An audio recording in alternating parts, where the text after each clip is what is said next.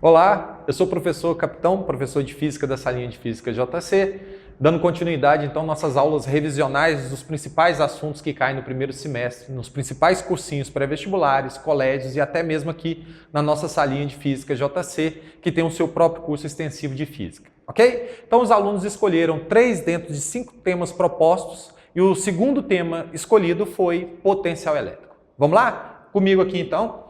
Vamos definir a grandeza potencial elétrico. Eu preciso definir a grandeza potencial elétrico com vocês. Só que, caro aluno, eu pergunto se existe na física alguma outra expressão que, ao falar potencial elétrico, você se lembra dela. Por um acaso, não seria energia potencial? Quando você fala potencial elétrico, não te leva a lembrar de energia potencial? Não por acaso, é porque as duas realmente estão vinculadas. Então, nós vamos definir potencial elétrico da seguinte maneira. Potencial elétrico é uma grandeza escalar, não é vetorial, para sua alegria. É uma grandeza escalar vinculada à energia potencial, que é uma carga armazena.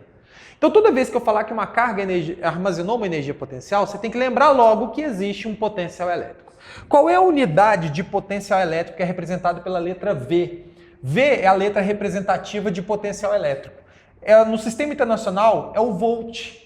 E a letra da unidade volt também é a letra V, ok? Então você tem a unidade volt para o potencial elétrico definindo assim. Eu vou pedir que a partir de agora, aluno, você nunca mais esqueça que potencial elétrico está vinculado à energia potencial. Isso é um facilitador, isso vai te ajudar, ok? Potencial elétrico lembra energia potencial. Energia potencial lembra potencial elétrico. Vamos começar? Muito bem. Peço meu câmera para focalizar aqui. O que eu tenho?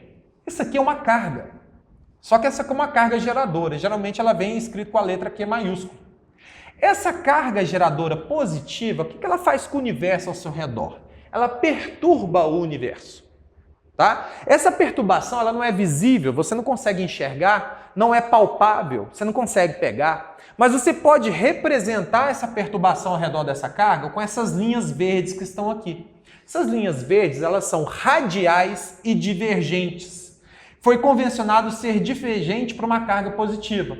Então, a linha de força divergente, radial, representa a perturbação de uma carga pontual positiva. Toda vez que tiver uma carga pontual, pontual lembra ponto.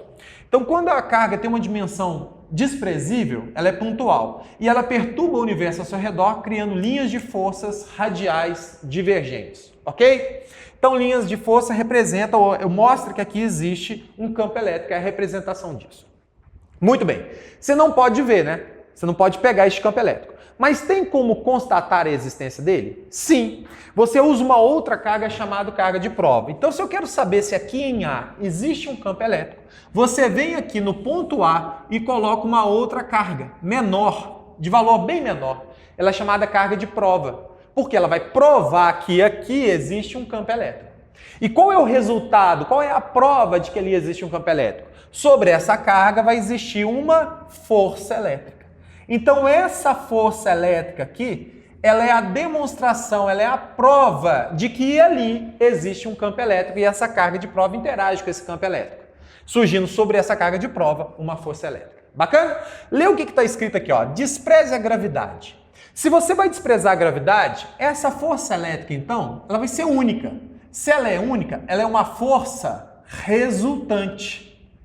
Ela é uma força resultante. Se ela é uma força resultante, o que acontece se eu abandono essa carga? Ela vai entrar em movimento.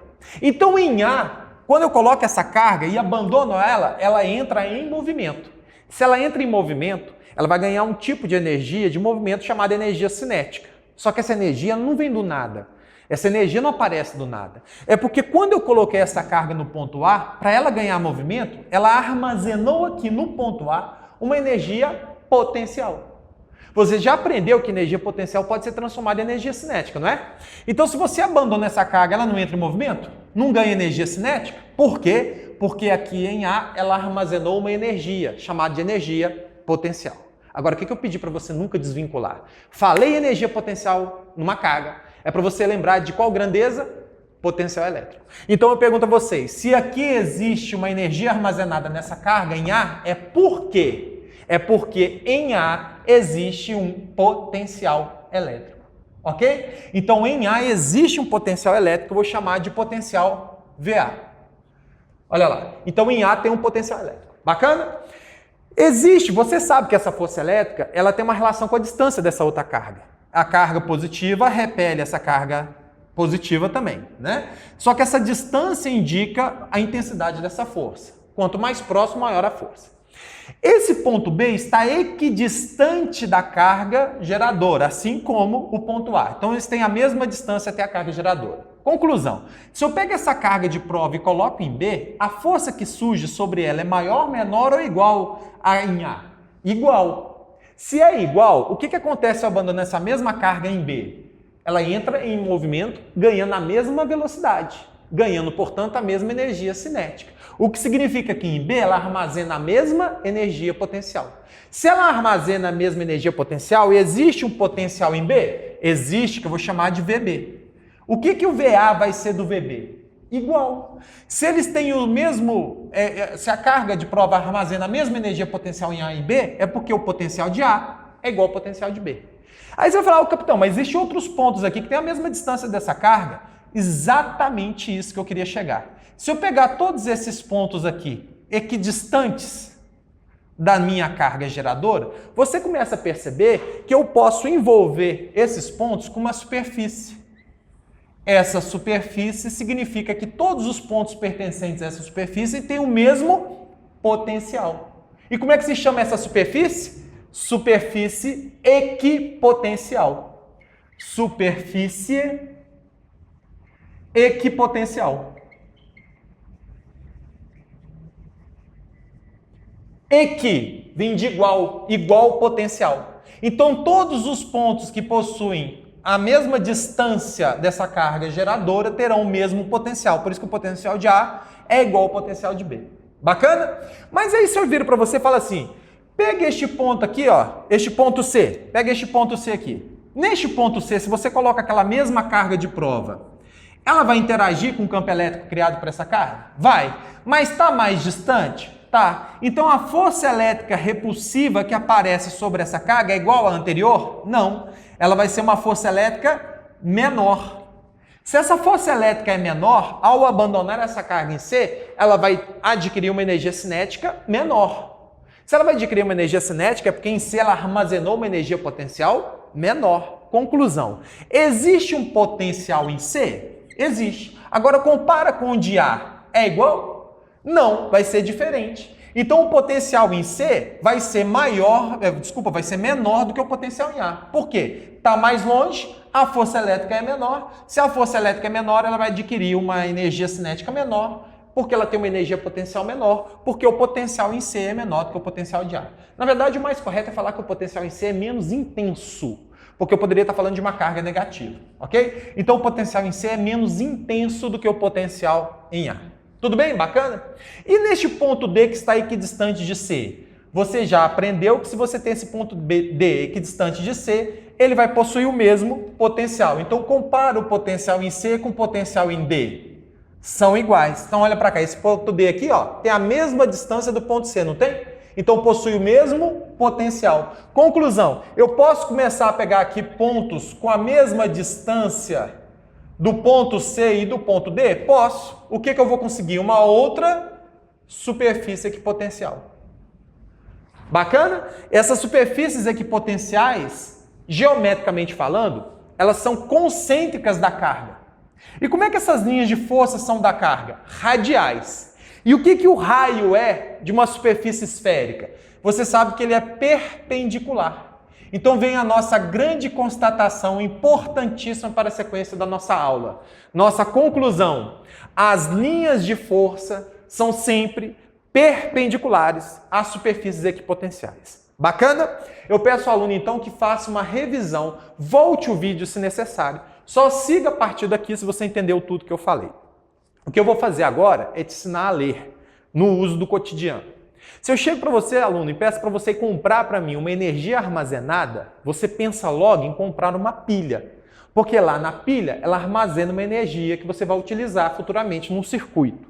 Então, na pilha, você encontra a energia armazenada. Não por acaso, quando você compra uma pilha, vem a inscrição 1,5 volt. A mais comum das inscrições, a pilha de 1,5 volt.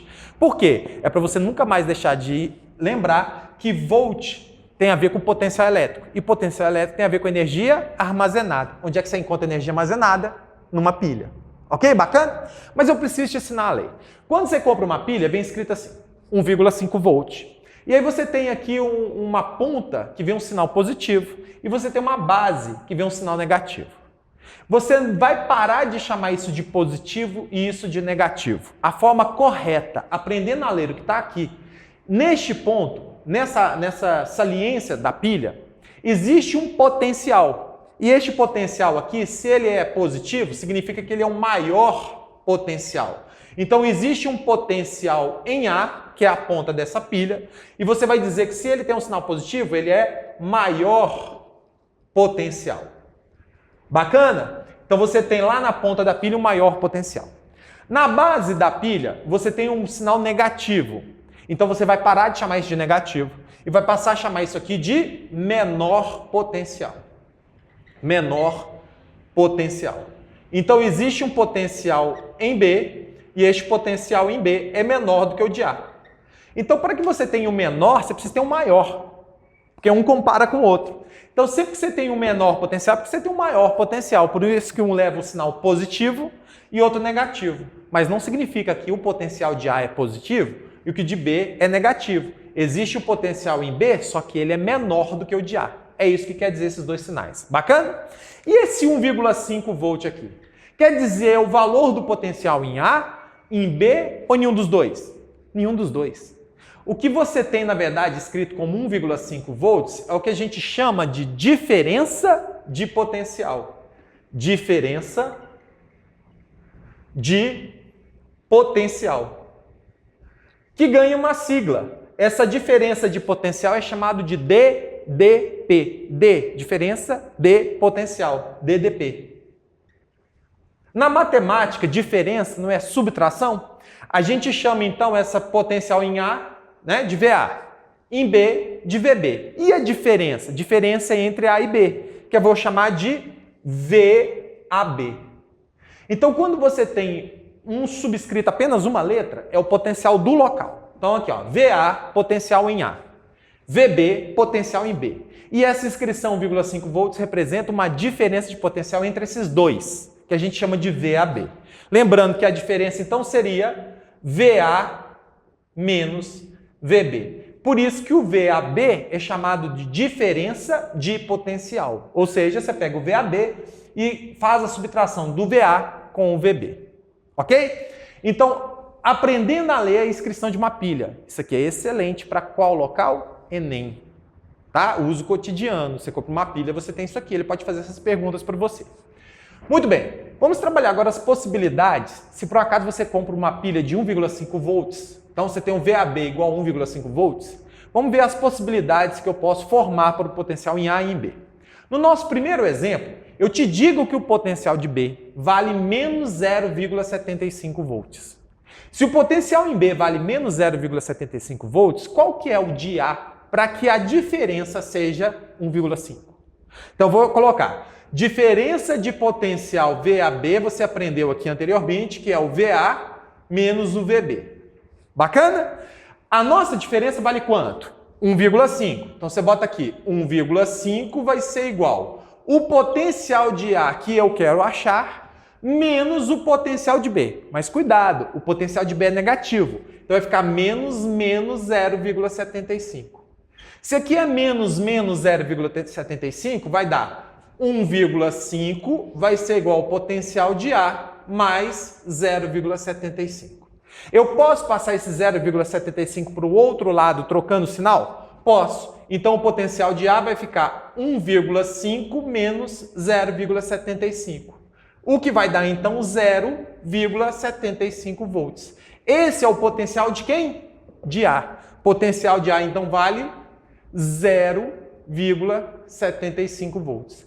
Percebo que neste caso este potencial de A é positivo e o de B é negativo.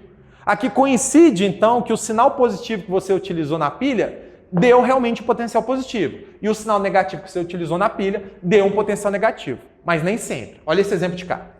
Quanto que é o potencial de A? 4,5 volts. Tem como eu ter uma diferença de potencial de 1,5? Tem. Para isso, qual que seria o potencial de B? Você vem aqui e escreve. Diferença de potencial AB vai ser igual ao VA menos o VB. Isso aqui que é diferença de potencial, não é? Quanto que é a nossa diferença de potencial? 1,5 volts. Qual é o potencial de A? 4,5 volts, menos o potencial de B, que eu quero achar. O que eu vou fazer? Eu vou passar o potencial de B para o outro lado e trazer o 1,5 para cá, trocando o sinal de ambos. Então vai ficar assim, potencial de B vai ser igual a 4,5 menos 1,5. O que faz a gente chegar então ao resultado de quanto? 3 volts. Então qual é o potencial de B, já que o de A é 4,5, para dar uma diferença de 1,5?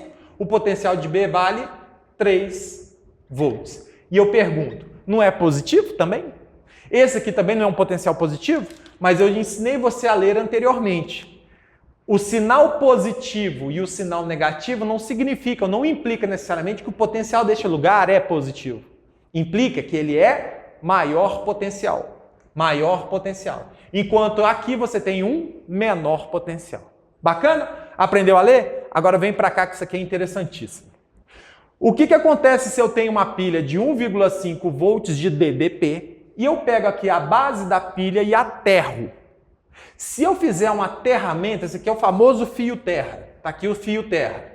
Se tem o fio terra feito na base da minha pilha, a terra obriga, já que o potencial dela é nulo sempre, o potencial da terra é sempre nulo, ok? Obriga ao potencial de B necessariamente valer quanto? 0. Se o potencial de B vale 0 e a diferença de potencial é 1,5, qual é o potencial que você tem aqui em A para dar essa DDP? É claro que vai ser 1,5 volts. Porque aí a diferença entre 1,5 e 0 é 1,5 volts. Bacana? Então essa é a nossa primeira parte do potencial elétrico. Eu peço para o aluno verificar se teve alguma dúvida. Se você teve, você volta o vídeo e vê de novo, para que não exista nenhuma dúvida para a parte 2 da nossa aula. Bacana?